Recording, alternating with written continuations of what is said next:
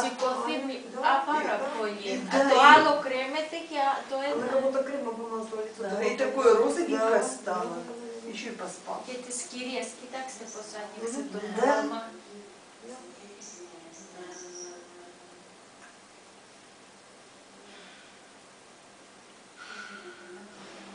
Видишь, она сразу почувствовала тепло.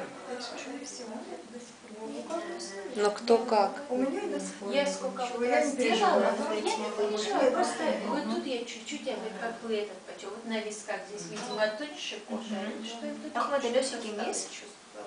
Ну так что Τώρα πρέπει να κάνουμε και Να σας το εγώ πρώτα. ναι, κοίτα τη μανούλα σου Κατερίνα. Κοίταξε Πού είναι η εδώ. μαμά μου?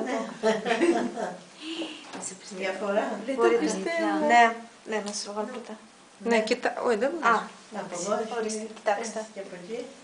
Κοιτάξτε και πείτε αν εσείς οι ίδια βλέπετε τη διαφορά Ναι. στα δυο μισθά του προσώπου. Ναι, ναι, ναι. Τώρα πρέπει να κάνουμε και την άλλη. Είδατε, ορατό, σας έλεγα πριν, 20 λεπτά και ορατό αποτέλεσμα. Φαίνεται διαφορά. Ναι, φαίνεται. Τι ακριβώς βλέπετε? Εδώ είναι πιο τεντωμένο νομίζω. Μαμά φόβασαι να μιλήσει, δεν θα σπάσεις. Ναι, ναι, πάρα πολύ, ναι. Νομίζω ότι είναι λίγο πιο τεντωμένο. Σαν να έχει αλλάξει περίγραμμα. Ναι, Έχει σηκωθεί πάνω, ναι. Και αυτή η μεριά μου δεν ήταν η καλή μου. Αλλά δεν σας το είπα. Καλά κάνετε, Να δείτε που θα πιάσουν τα Πείτε εσείς τι βλέπετε εσείς.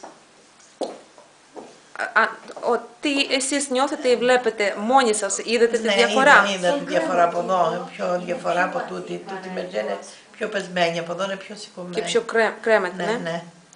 Αυτό που μας διαπιστώνουν κάθε φορά και όλες οι κυρίες και οι κύριοι, Ναι. που τα ίδια πράγματα. Έχουμε, ναι. Είχαμε και έναν κύριο εδώ πέρα που του κάναμε το μισό πρόσωπο και μετά ήρθε, επειδή το αποτέλεσμα αυτό δεν φεύγει, Ναι. δηλαδή δεν ξέρω, δεν θα σας πέσει μετά αύριο μεθαύριο.